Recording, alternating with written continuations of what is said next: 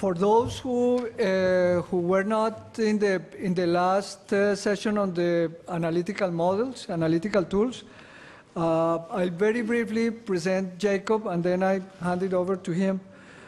Jacob Wellendorf-Exin is Assistant Head of Government Debt Management at the Denmark National Bank. Jacob joined the Debt Management Office in 2010, following 4 years at the European Central Bank's Directorate of Monetary Policy. Prior to that, he worked at the Denmark National Bank's Market Operation Department and at the University of Copenhagen. Mr. Exin is an external consultant to the bank treasury, focusing on cost risk modeling, and holds an MSc in economics. Jacob? Yeah. Thank you, Antonio, for this introduction. So getting back to the guidelines from this morning, the guidelines, they consider 2 stages of IT management system or management information systems for debt management. And the first stage would be the recording and the debt servicing functions and the budgeting functions. And a second step or second stage would be related to capabilities for risk analysis. And this explains why the title of this workshop is the second step in debt management IT systems. I think we will also touch on the first step, but also on the second step, and that's the step from registering to supporting risk analysis. And to touch on these questions, we have this distinguished panel consisting of Ibrahim Natagwando from the Debt Management Office of Nigeria, and Elizabeth Toledo from the Ministry of Economic and Finance in Peru, and Patricia Joaquin from the Ministry of Public Finance in Guatemala. And in interest of time, I will hand over immediately to Patricia, who could start the session.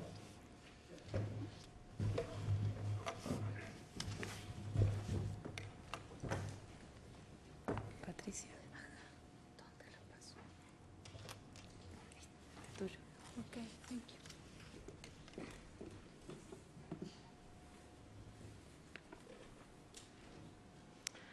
Good afternoon, everyone. It's a pleasure for me to be here. I share with you experience of Guatemala Debt Management Office in relation to IT debt systems. In Guatemala, the minister has the authority to borrow on behalf of the government. The day-to-day operation erasing from this authority have been delegated to the External Financing Direction, a unit of the Treasury since 1981. As from 2000, the name was changed to Public Credit Direction, and from there on, the country's external and domestic debt is managed in this office. Today are 3 operational offices. The front office, responsible for loan mobilization and management. The middle office, responsible for debt and risk management. This unit initiated operation in March 2012, and the back office, responsible for debt recording, monitoring, and repayment. Within organizational structure of a debt management office in Guatemala, the IT debt system team is a unit that provides assessment in technological development and system administration to the front, middle, and back offices, and is subordinated to the Public Credit Director. In Guatemala, the public debt is a sum of domestic and external liabilities of the central government, and explicit guarantees provided to the other entities of public sector. Such operations are authorized by the Congress. Currently, the IT debt systems compile information on loans from official entities and bonds negotiated at the international and local markets. Implementation of the IT debt system.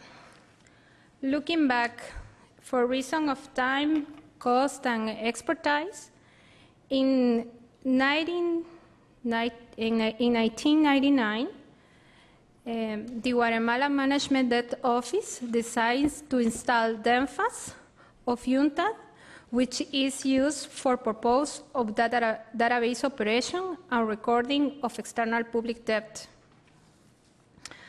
One of these systems' benefits is the availability and timely data depth according to contracted currency.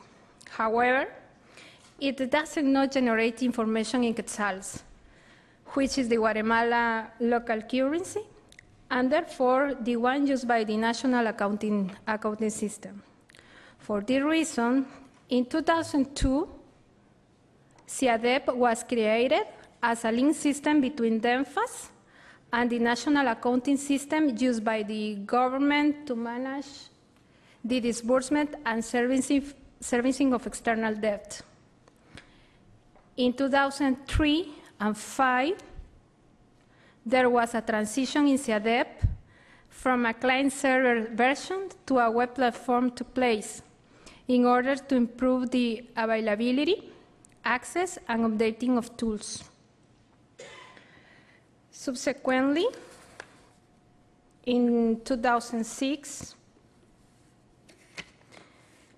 CIDBAL was implemented to maintain statistical records and international debt payment registry.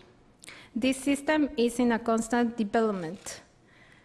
CIDBAL is a system in-house, receiving information from a system off the shelf purchased by the central bank, which is the financial agent of a state and responsible for keeping a record of domestic debt operations. In 2010, DENFAS, CIADEP, and CIDBAL were called CINADEP, which contains the information related with the country's public credit. In late 2011, the Credit Public Direction implemented DENFAS version 6.0, which includes analytical functions that allow the generation of financial indicators of the current external debt portfolio and sensitivity analysis. Seen in a graphical form, the IT debt systems in Guatemala are DENFAS for database operations and recording external debt, CIDBAL for domestic debt recording, and CIADEP, which use information of DENFAS to link with the accounting system. These systems are designed to maintain the recording, debt serving payment authorizations, and loan monitoring. Currently, IT debt systems in my country generate the following products: disbursement, arrangement, and payment of debt service, production of multi-annual public debt projections, public debt statistics that can be consulted at the website of the Ministry of Finance, appropriate reports upon user demands on stock and public debt flows, and financial indicators of the current external debt and sensitivity analysis, for example, average time to maturity, average time to refixing, and grind element. In these slides, we can see a CINADEP screen that shows the form to generate reports for the contractual terms of the debt. In this slide, each one of the boxes are options that the user chooses to structure the form of data presentation in a report, such as dates, units of accounts, currency, creditor, and debtor. And this slide appears as in a debt reports that can be consulted at the website. In the next slide, the emphasis screen on analytical functions.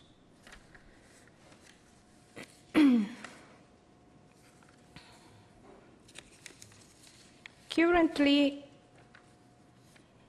in the Management Debt Office in Guatemala, acknowledge to need of IT debt systems, the support, the design and monitoring of debt strategy. In 2012, Guatemala had the technical assistance of World Bank and International Monetary Fund to strengthen the capacity to manage debt through the use MTDM's toolkit, which is a tool based on a scenario analysis modeling to generate cost and risk indicators and sensitivity analysis. One of these inputs of the MTDS toolkit is the projection of debt service flows aggregate into stylized instruments. To use the information of debt flows registered by our technological systems, the actions to follow are implementation on an information system for debt strategy design, SysDebt, which allow exporting information of the current portfolio and the project debt flows, integration of domestic and external debt, classification and grouping of stylus instruments, and aggregation of these to the MTDS toolkit. In conclusion, Guatemala has developed agile IT debt systems, which combines off-the-shelf system with the in-house developed systems. The benefits in conform such systems are to maintain the particularities of every debt type, generation of electronic payment and disbursement instructions for recording at the accounting system, generate friendly reports upon user demands,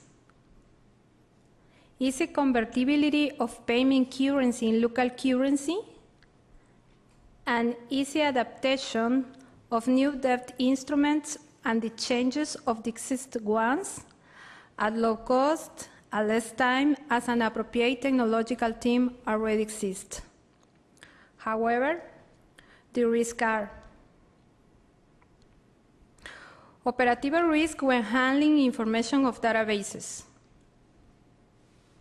increased time spent for the integration of domestic with external debt for analysis and specialized processes, and bigger investment for resource in adapting the systems to technological changes.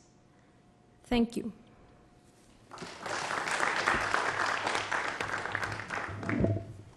Thank you, Patricia. And we continue with Elizabeth.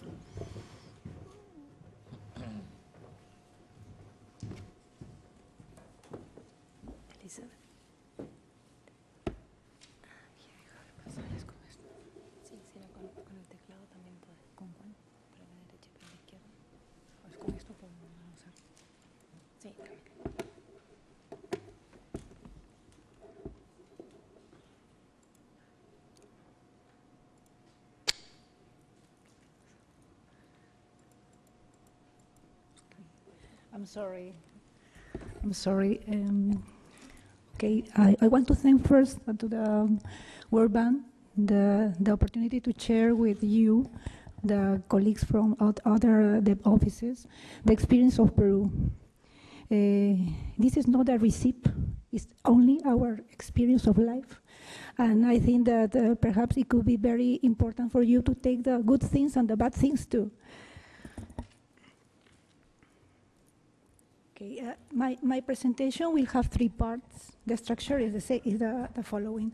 In the first step, I want to talk to you about the way how we develop the system in-house to administration of debt, the total system that we have. And the second is how we work to support the risk analysis using the model, the simulation model that we built too. And the third thing is just to share with you some thoughts about things that perhaps you can take into account when you decide to develop a system in one way or other, just in-house or just buying it.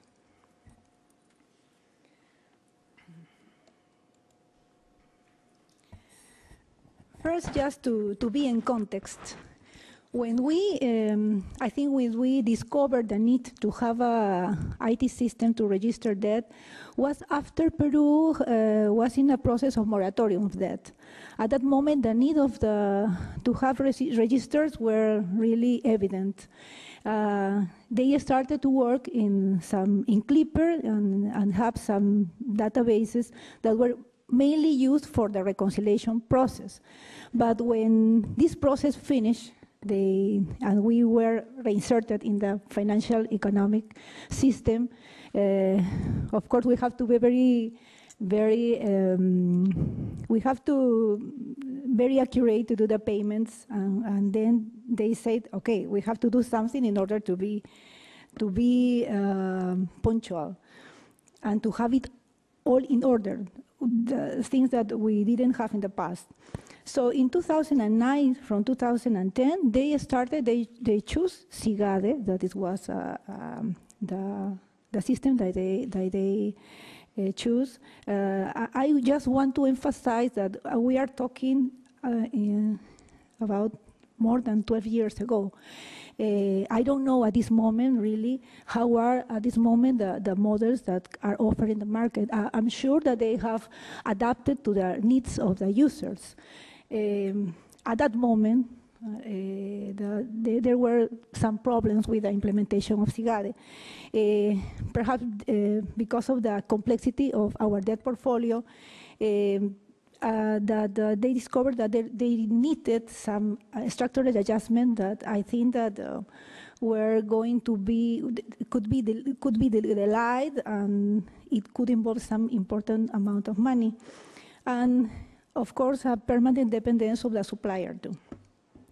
So in 2000 they decided to develop in SIAT, that is the system, the debt management system, the debt integrated management system in-house. And it started to operate in 2001. I'm going to try to answer some of the questions that I've already had. Why is that it was so quick? I must tell you that when it started, it's not that the system was completed. It's just they started with the basic components, like characteristics of the credits, payments, settlement of payments.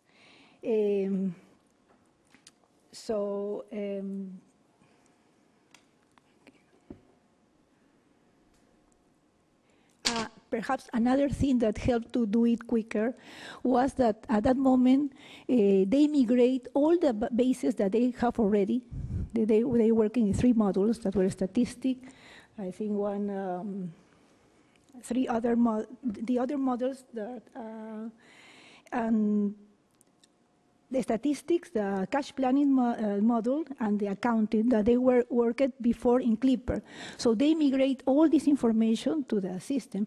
I think that at that moment the supplier or SIGADE wanted to start since the very beginning, and it took a lot of time. That's why they decided to stop with the project, and there was like a proposal of CIAF. That was CIAF is the integrated financial financial system that records all the revenues and expenditures of the public sector in my country. It's a system in real time, and all the entities are forced to register their operations there. So in this way, we have good information that could be taken in order to the process of making decisions. So the people who was in SIAP give the suggestion to do the debt system in-house, and that's what they started to do. At the beginning, they developed, I think, the new loan contracts module, that disbursement, the payment module, and the interface with SIAF. And after that, we continued the developing of the other modules, the treasury, budget, accounting, cash planning, and the last one of the last one, and I think one of the most important, the simulation module.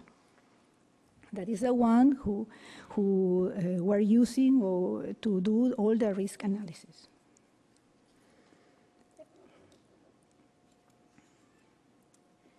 The second step. In 2001, the structure of the office changed, and the middle office was created. At that moment, we started to see how other countries, what were the tools that other countries used to quantify risks. And at the beginning, following the Colombian model, we use a parametric bar. It was useful, it was simpler too, and it gives an idea of how to calculate risk through a base scenario and risky scenario, and the difference was the risk. And we started to work it in the simulation model linked to the SIAT. But in 2004, there was a new administration. I think more academic people, they started to think in doing a Monte Carlo model. They introduced the Monte Carlo model. And we started discussing this problem with some banks, but we realized that the models or the tools that they offer didn't satisfy what they wanted at that moment. And that's why we decided again to do the simulation model, all the things related with the risk analysis in-house.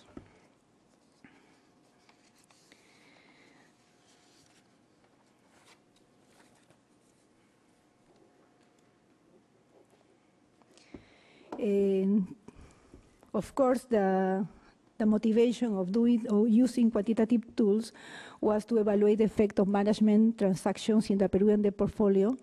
At that moment, we were thinking in doing this kind of transactions that we did later.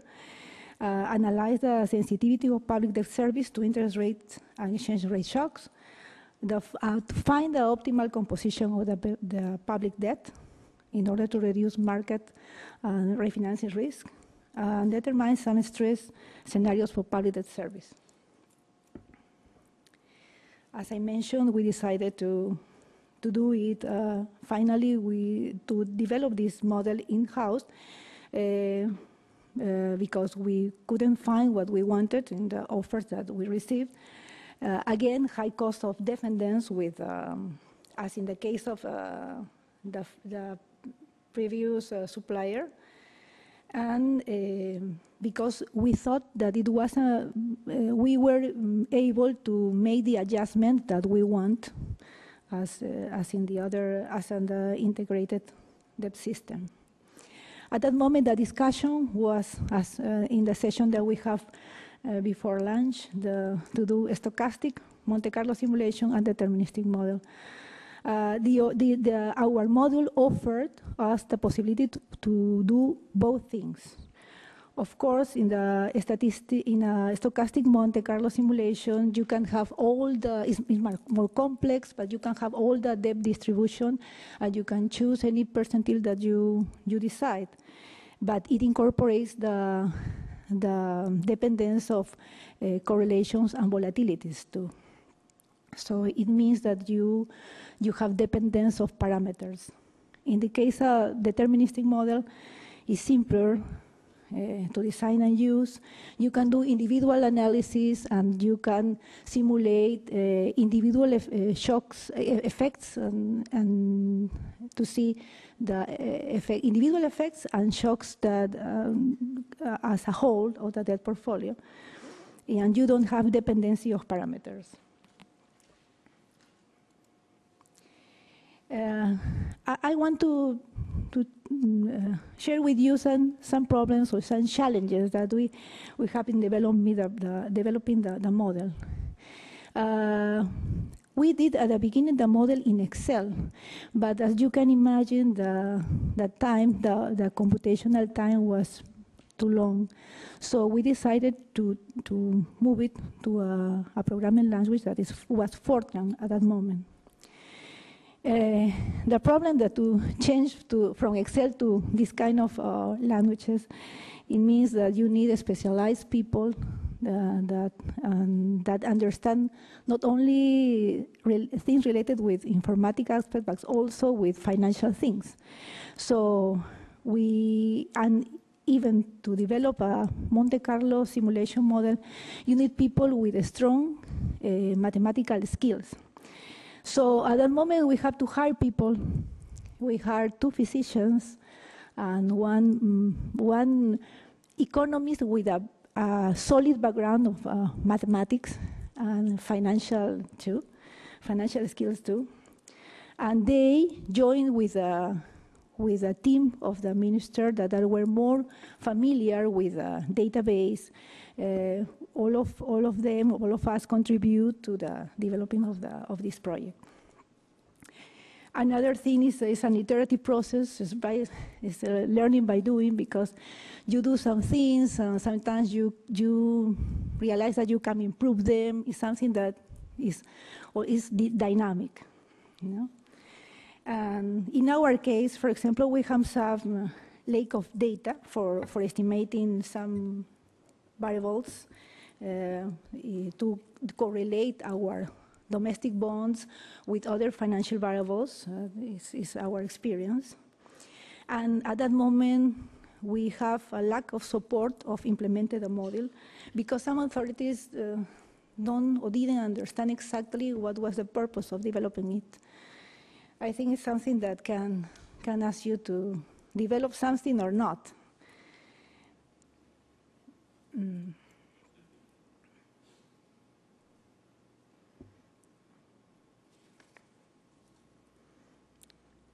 As I mentioned, the model at the beginning was thought to build the efficient frontier.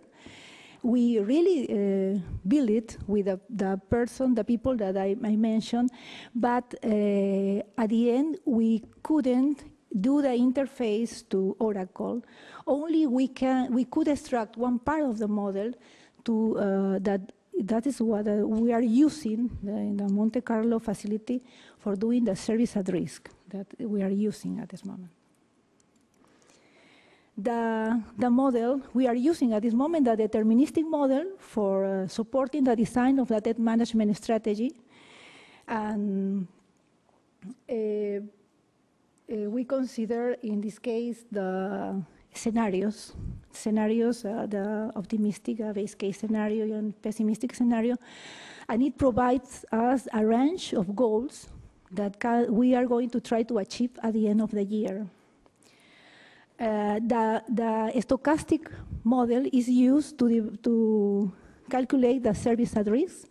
That is the maximum amount that we think that we can pay during the year, considering the volatility and the correlations of the financial variables in a period of time and with a certain level of confidence.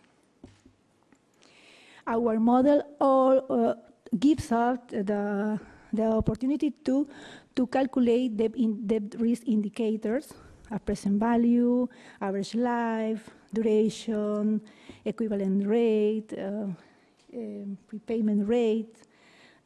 All this information is very useful, or it was and is very useful because we have been during this year very proactive doing liability management transactions in order to reduce the risk of the managed portfolio, the market and the refinancing risk, and we got to change, I think, dramatically the composition of our debt stock. That's why this tool was very, very important for this success. And we developed, for these purposes, some calculators for prepayments, exchanges, and swaps, for example. This model too allows us, the module allows us to elaborate a ranking of all the credits, considering the financial cost. It has been one of the key elements for us to decide what were the credits that we wanted to attack with some liability management transaction, to prepay them or exchange them. Of course, this is the first step of the analysis. That is the quantitative analysis. I think that this is a cold analysis, because after that, the second step, you have to analyze the viability, the legal viability, and the institutional decision of doing some of these transactions. Using this model too, at this moment, we have a quarterly report that is shared with the market and trying to help them in their investment decisions.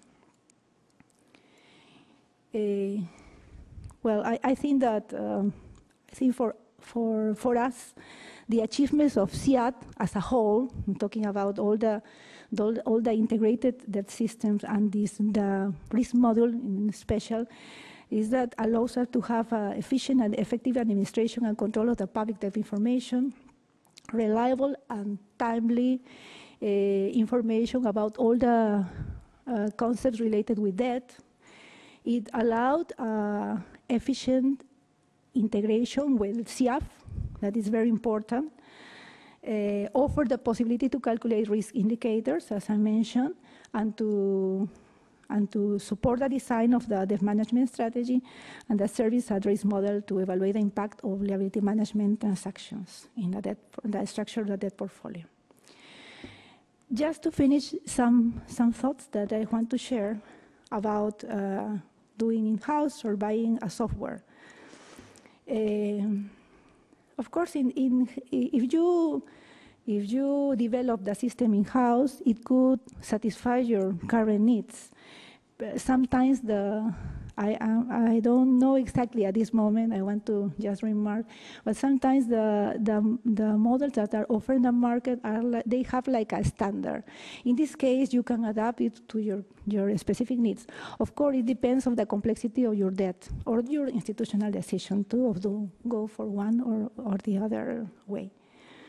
In the case of the off-the-shelf system, it's just an implementation project because you just buy it. In-house allows you to update the system, not only, but you have to update it not only in the technological side, but also adding all the innovatives of the new things that are arising in the debt management. In the case of in-house model, you need to have a staff in-house that in charge of this activity, not only the developing of the system, the constantly development of the system, but also in maintaining it. And this is something that is very hard to do, especially because the turnover of the people and the operational risk that in what you can incur. In the case of the off-the-shelf system, of course, you have the support of the provider, for the supplier. The time for developing the software, if you develop it in-house, it will take you a long time, so you have to think how long, if they are asking you for results, fast results, it will be very difficult to do it.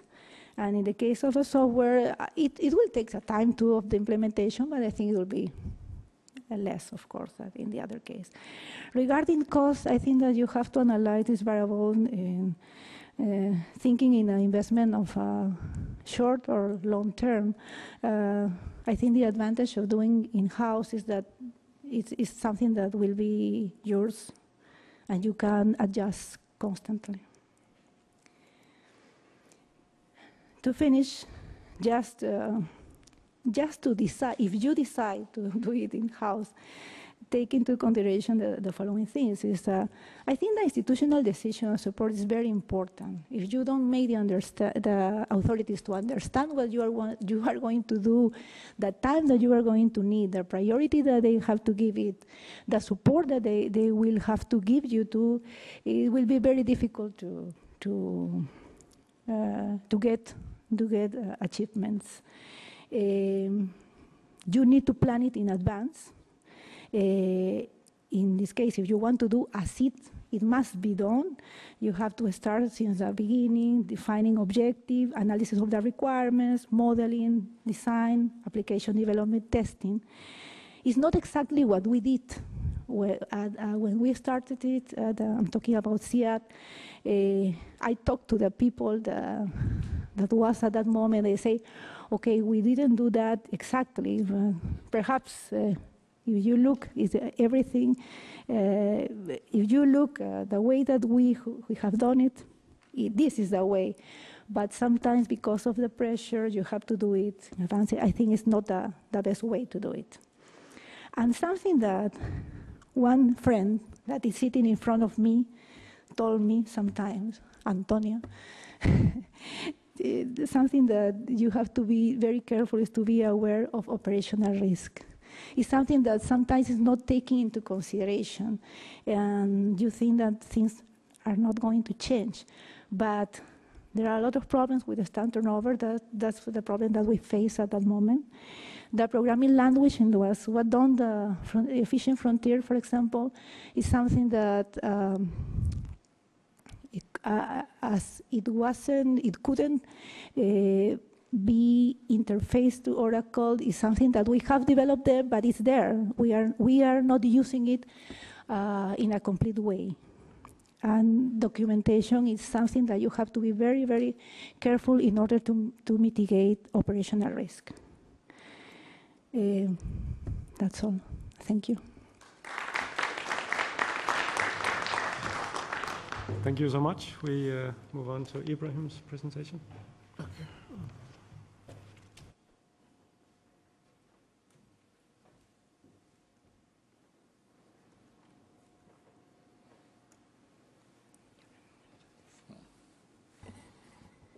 Yeah, thank you very much, and good afternoon, everybody. My presentation analyzes the appraisal of IT systems for debt managers in Nigeria. The presentation is broken into 4 basic parts: the introduction, basic debt recording functions, risk management function, and evaluation of the system.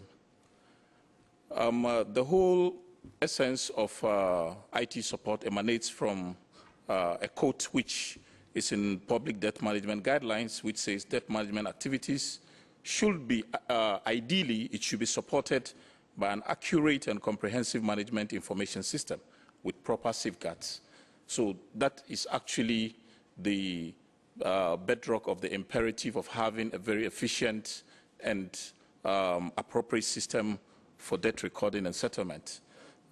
This need emanates from, in Nigeria, we see these needs emanating from accurate debt recording that supports prompt settlement, budgeting and accounting.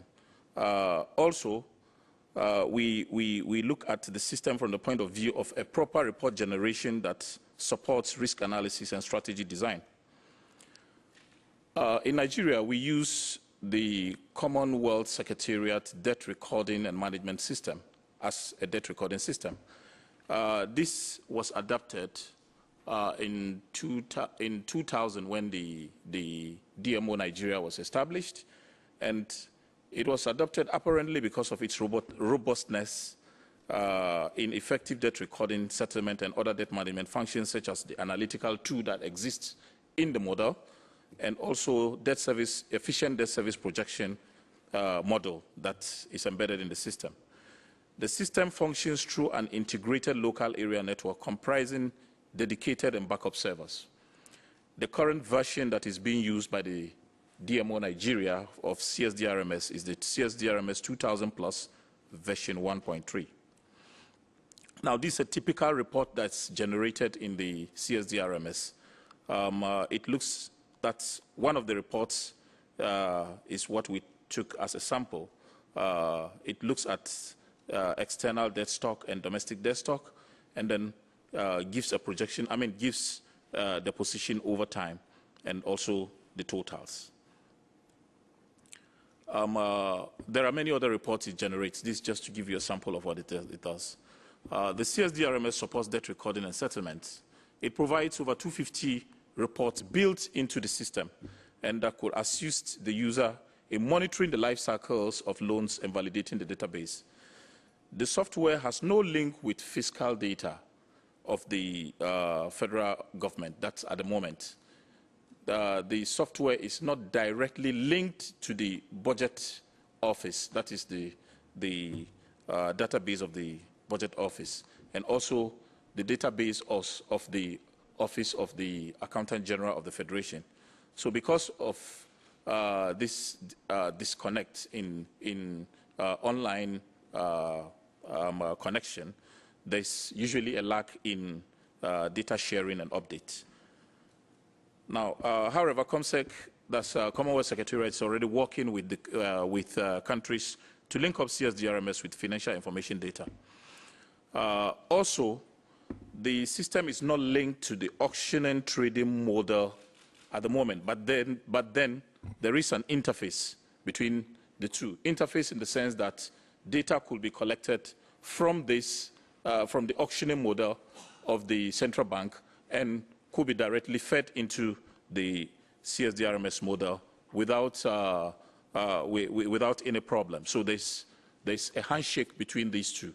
Each time we have an auction, 2-3 days after, data is collected from the CBN on the auction and is fed into the system, and it's updated.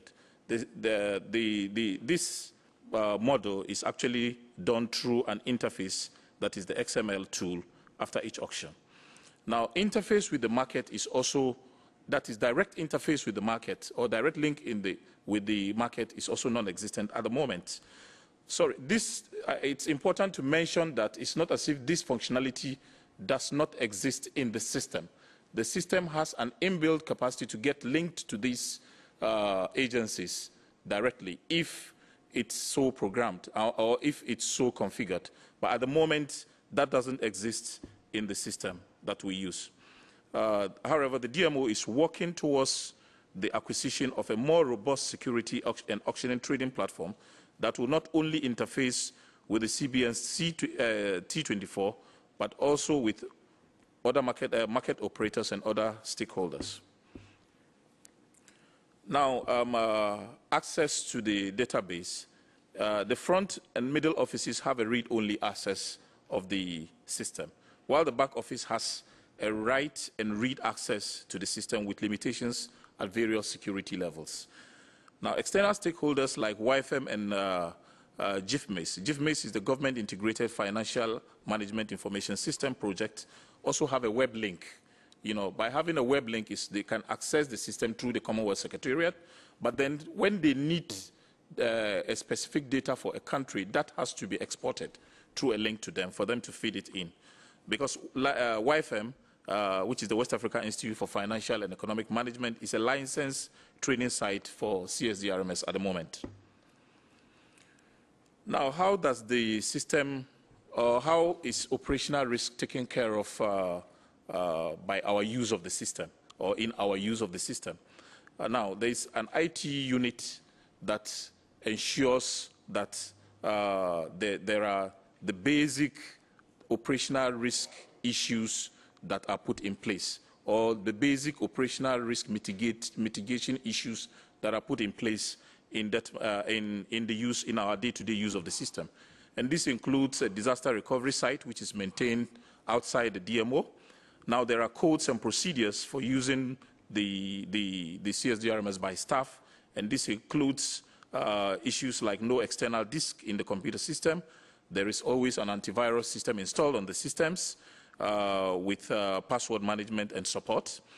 There are also procedures for debt recording and validation, procedures for access to debt recording system and audit trails. There is also a business continuity plan that is being maintained by the IT NIS unit of the DMO. Now, there are also upgrade plans which are continuous. These upgrade plans are usually done in collaboration with ComSec and also external stakeholders to upgrade the system whenever there is a newer version or there is a component of it that needs to be updated to, or another model needs to be introduced into it to make it relevant at all times. Now, how does risk management responsibilities, how is risk management responsibilities also addressed by the system, and which appropriate unit of the DMO handles this? Now, the Debt Management Office monitors the risk of the government debt portfolio and prepares a debt management strategy. Risk monitoring and management is done in the middle office by the Statistics Analysis and Risk Management Unit. Now, weekly, quarterly reports which analyze interest rate and refinancing risk using the MTDS template are generated by the unit for management information and action. There's, before now, that is before we got to the MTDS, there was a national debt management framework which was in place in 2008 and which has been published and is on the web at the moment. MTDS, as it is now, has been completed in 2011 and is currently undergoing approval process before being published and also put on the website. The debt management system has models that assist the middle office in risk management strategy and preparation of its and strategy preparation tasks. The management tool that exists in the model allows the DMO to generate report on interest rate changes and also issues like portfolio duration. Now, there is also a provision for analysis of index-linked instruments, but because we don't really have an index, we are yet to introduce an index-linked instrument in DMO Nigeria. That functionality is not being used in the system for now. Now, it allows also, the system allows users the flexibility to modify existing reports or create customized reports that suits a particular system that is to be uploaded into it. Now, risk management indicators like average yield, redemption profile, interest rate type, average residual maturity can also be generated by the system.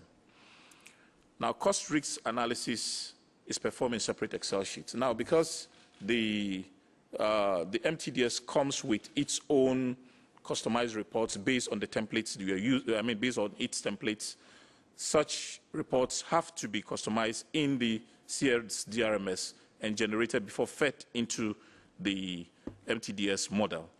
Now, data aggregation and risk management reports are generated by the middle office staff and on customized Excel sheets and fed into the MTDS template. The customized data can then be easily manipulated in the MTDS template as appropriate. Now, what are the major strengths of the CSDRMS system that we're using? It has the ability to generate detailed reports on debt service forecasts, debt stocks and flows by economic and institutional sector, interest rate type, remaining maturity, that's residual maturity, cash and accrual basis accounting, currency by holder of security, residence, domestic debt reports, etc. These are various types of reports that it could generate that actually affects risk, that actually affect portfolio management generally.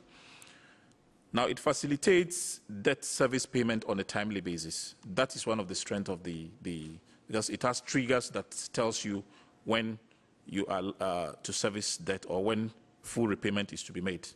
Now, it has inbuilt facility for validating input data.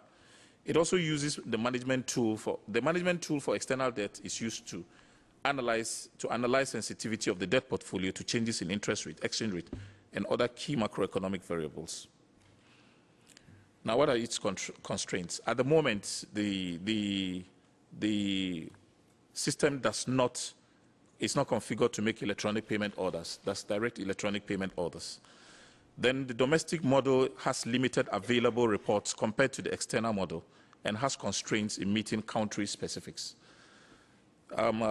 It does not also interface with the secondary market financial data providers for effective and timely portfolio analysis.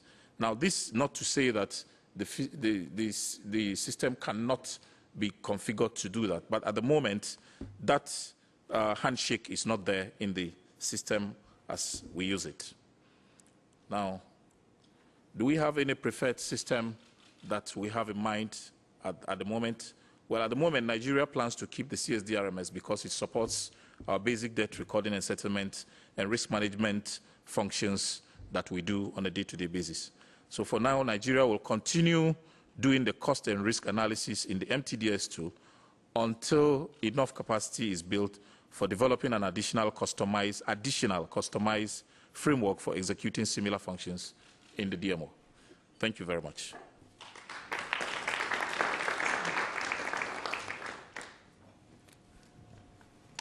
Yes, we are already a bit late, but before we move on to a few questions from the floor, I would like to make a few remarks, and that's from the perspective of somebody who has been using data from a debt recording system to do analytical tools on top of that.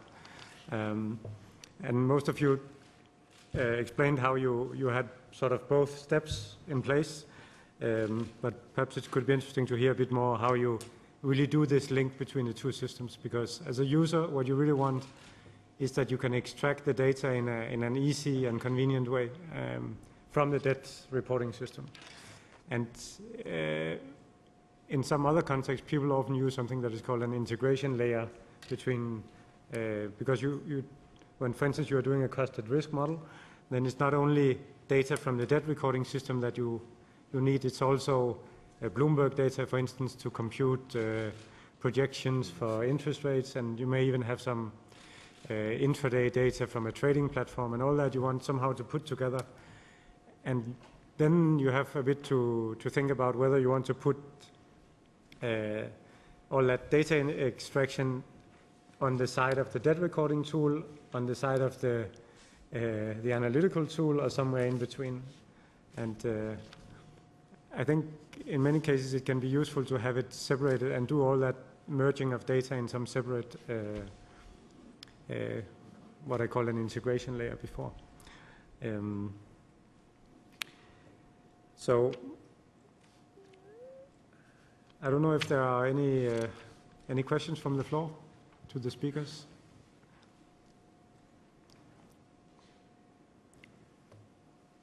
Yes, please. Yeah. Thank you very much. Actually, I have a question to Mr. Ibrahim from Nigeria. Thank you very much for a very succinct presentation.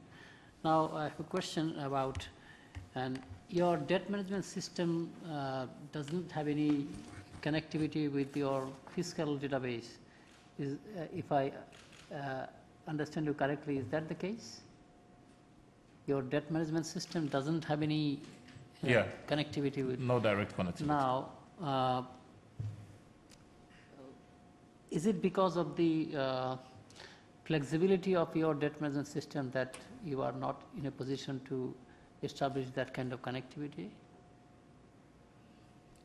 Do I answer now? Yeah, please. Yes, please.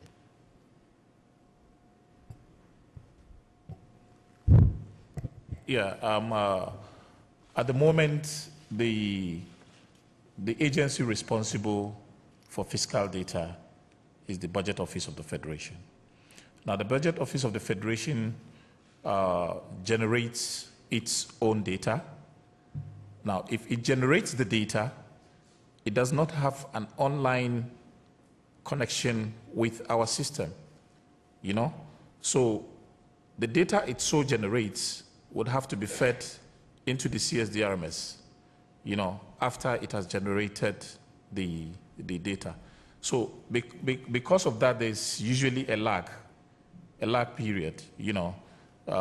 We always have to wait to know what exactly the budget deficit will be at the beginning of every year, to know how much issuance we have to make, because we will need to know what the chunk of deficit is at any particular point in time before we will know how much we would issue to to fund the deficit. So if there was a direct link, of course, it would have been automatic, you know. So that's actually the situation as it is now. But really, that doesn't create so much problem, because it's just a matter of 24, 48 hours. We're able to get the data and we feed it in. That's how it is. I don't know if that answers your... We have a question over here. Thank you very much. My brother from Nigeria. I'm from Sierra Leone. We also use the Commonwealth Secretariat debt management software. Yeah. But one thing we face is that because the system is not integrated with the financial management software that we are using, it means nearly a combined external and domestic indicates that nearly 25% of the transactions on the budget is off budget, because they are not integrated. And one major challenge we have with audit year in, year out is the issue of reconciliation. Given that you have the huge debt database, both domestic and external, how do you reconcile, since the systems are standalone, with the central bank, who are externalizing payment and effective payment, and that of the Treasury of the Federation vis the Debt Management Office? And how do you also, who is responsible when you say generating the data? Who generates the budget data for debt management, and how is that fed into the Treasury system? It's not only the budget data that's not even directly linked. Even the Treasury is not only linked, it's not also directly linked to the CSDRMS.